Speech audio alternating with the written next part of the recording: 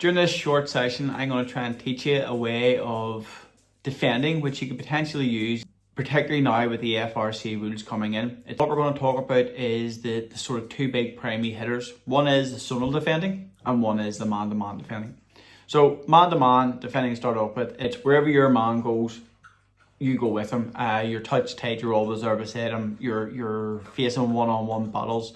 If he goes out the left, you go with him. He goes out the right, you go with him. Zonal marking is whenever you take up a particular area and you only pick up a man whenever he comes into that area, regardless of what man it is. So if he moves out of your area, that's then passed on to somebody else. The problem with man-to-man, whenever it comes into the FRC rules, is going to be the space. The space allocated to the forward is going to be there for 3, 4, 5 seconds where he's just one-on-one. And every time that is always in the forward's favour. Regardless of the defender, every time it's always in the forward's favour, particularly whenever you can play for a foot. The biggest issue whenever it comes in the zonal is now we have a lot of space to cover by less people, particularly whenever the keeper comes up to make it a 12v11. Well, the answer lies in a hybrid approach. It uses the key concepts from both to create a blended approach to that. Before I get into examples whenever Galway have done this effectively, I want to talk on 3 different things. The first one is about structure. There's a particular structure the way Galway play, and it's almost like an arc in itself. You think about the 40-metre arc, that's what way Galway sort of adapt into their setup. The second thing I'm doing is systems thinking and how each part works. So although we're talking about zonal defence, Galway will play with a sweeper in there as well. And it's not a thick sweeper like your number 6 or your number 15 dropping back. Not my role is isolated. I am number 5, so I'm in left half back position. That's all where I go to. Or I'm given a task of marking someone, therefore I can't drop back up and sweep. So we're talking about more complete footballers or more complete defenders, if you want to put it like that.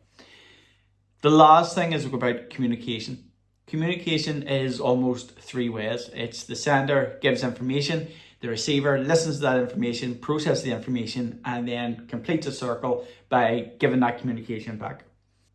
The world is built on communication, but whenever communication isn't effective, there's huge breakdowns. It's not done right, it can lead to bottlenecks, it can lead to mistakes.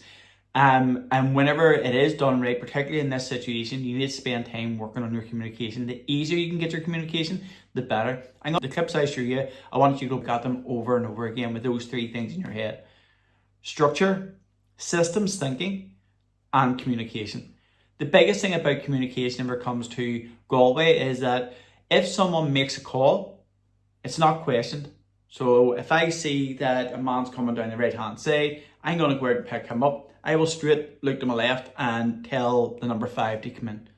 The number 5 will come in and I can push out, so I always have that moving sweeper there. None of them players question it. They don't go, oh, but hold on, I have a man out here.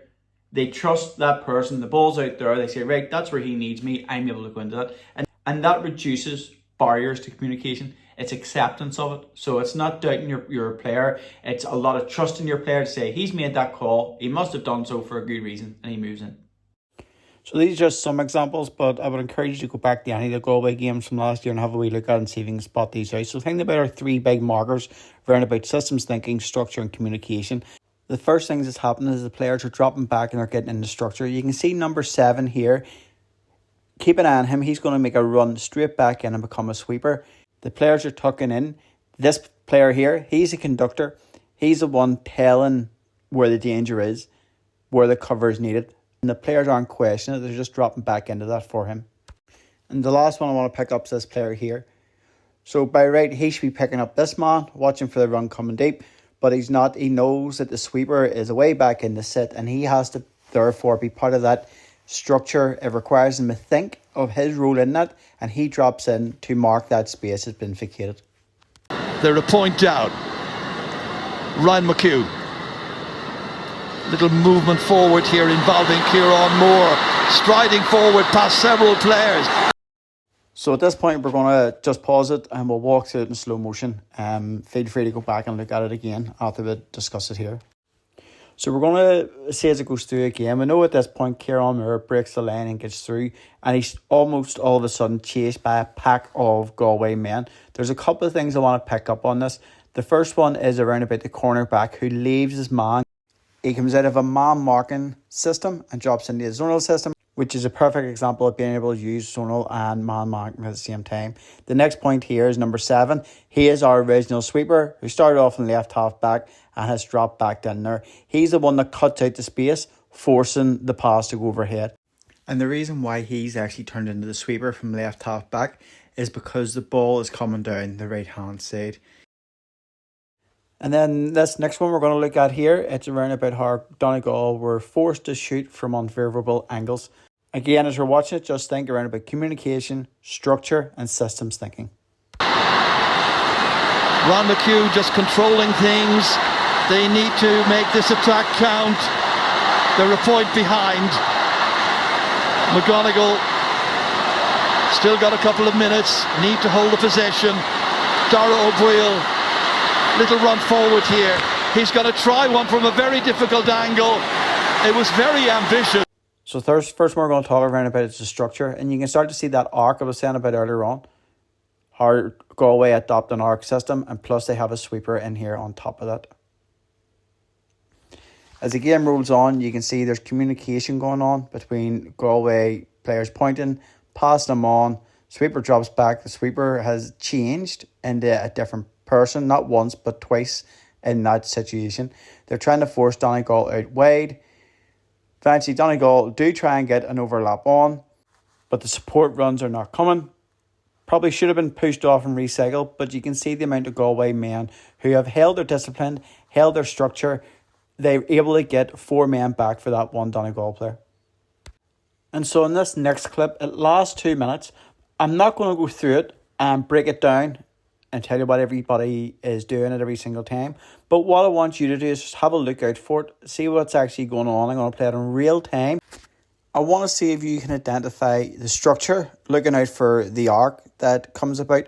I also want to see if you can identify the communication that is going on throughout the 2 minutes, and then also around about the changing of the system, then moving from man marking to zonal, and the players, remember, they always have at least one sweeper. So just for the next 2 minutes, see if you can identify those sweepers that are actually come in place, because there's about 3 or 4 of them actually come in this one clip.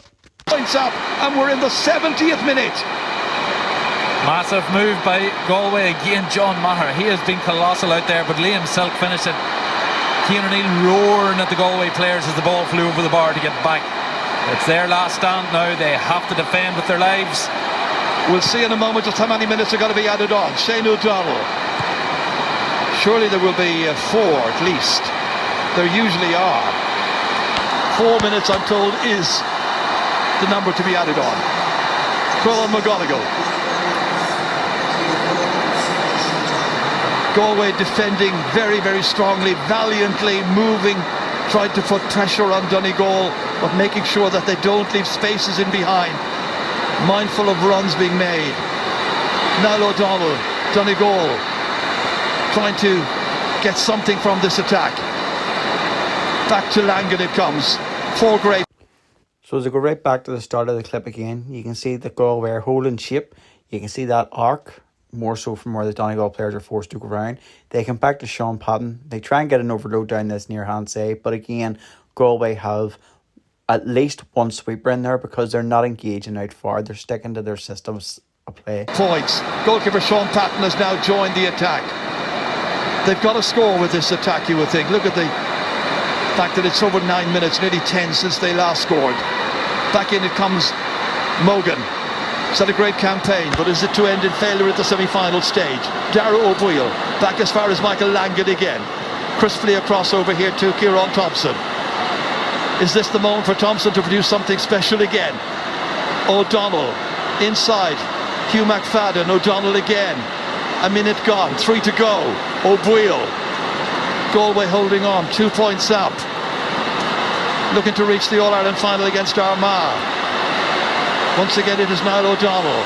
Slipped inside. Mogan. Holding, and again there's no opportunity anywhere to get an easy shot away. They're going to try one in the end, and that is Langan. It's his poorest.